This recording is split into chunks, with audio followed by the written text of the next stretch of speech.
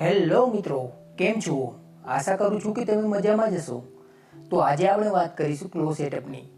2 finger, 3 finger, 4 finger કે 5 finger કયું ક્લો setup તમારા માટે બેસ્ટ છે એ હમણાં થોડા સમયમાં જાણી લઈએ આપણે.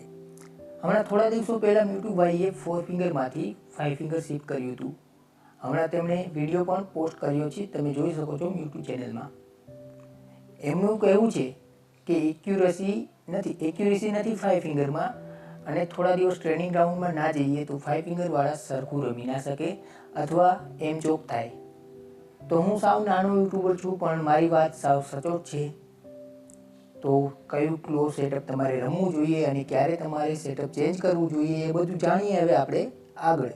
પોઈન્ટ નંબર 1, જો તમે હજુ 1 મહિનાથી લઈને 5 મહિના સુધીમાં BGMI કે PUBG મોબાઈલ ચાલુ કરી છે તો તમે ન્યૂ પ્લેયર છો, તો તમારે સીધું 4 ફિંગર કે 5 ફિંગર શિફ્ટ કરી લેવું જોઈએ.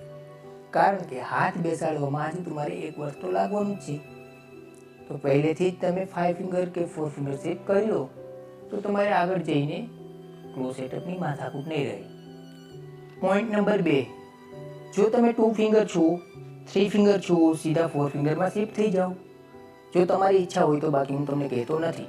પણ આ બધાથી સારામાં સારું જો કોઈ ફ્લો છે તો તે છે 4 ફિંગર. તમે 4 ફિંગરમાં શિફ્ટ થશો તો તમારે વધીને 1 મહિનામાં પરફેક્ટ 4 ફિંગરમાં હાથ બેસી જશે.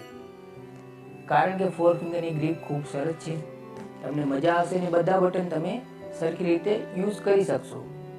પોઈન્ટ નંબર 3, તમારે 5 ફિંગરમાં ક્યારે શિફ્ટ થવું જોઈએ, ક્યારે નહીં, અને ક્યારે તમારે 5 ફિંગર શિફ્ટ કરીને રમવું જોઈએ એ બધી આ પોઈન્ટમાં માહિતી આપીશ.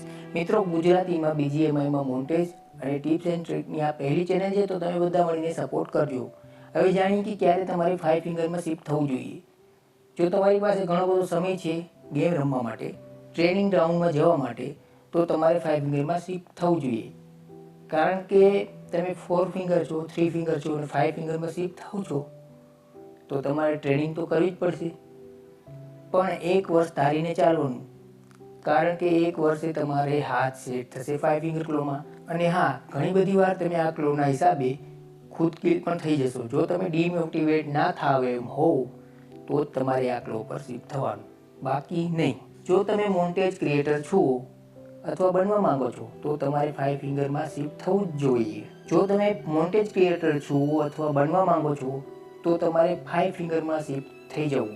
એનું કારણ છે કે બધા ક્લોથી સારામાં સારી 5 ફિંગર ક્લોમાં મૂવમેન્ટ થઈ શકે છે. બસ તમારે હાથ બેસાડવો પડે અને પ્રેક્ટિસ કરવી પડે.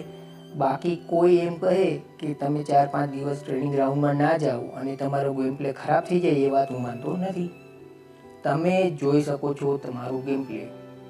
ટ્રેનિંગ ગ્રાઉન્ડમાં ક્યારેક જાઉં છું હું પોતે જ, અથવા ખૂબ ઓછો જાઉં છું. મને ગેમ રમવાનો જ સમય મળે છે, ટ્રેનિંગ ગ્રાઉન્ડ જવાનો સમય મળતો નથી. છતાં પણ મારા ગેમ પ્લે પર કોઈ અસર થતું નથી. હા, તમે કોમ્પિટિટિવ રમતા હો તો તમારે ટ્રેનિંગ ગ્રાઉન્ડમાં જવું પડે. તો મિત્રો, તમે જે ક્લો રમો છો અને તમારો ગેમ પ્લે સારો છે તો તમારે ક્લો ચેન્જ કરવાની કોઈ જરૂર નથી. આ તો જેમની ઈચ્છા હોય એ લોકો માટે જ વિડીયો બનાવ્યો હતો, અને એ લોકો જ ક્લો ચેન્જ કરી શકે એટલા માટે આ વિડીયો બનાવ્યો છે. વિડીયો પસંદ આવ્યો હોય તો ચેનલને સબસ્ક્રાઈબ કરી દેજો, વિડીયોને લાઈક કરી દેજો, શેર કરી દેજો અને બેલ આઇકન પર ક્લિક કરવાનું ભૂલતા નહીં. આભાર.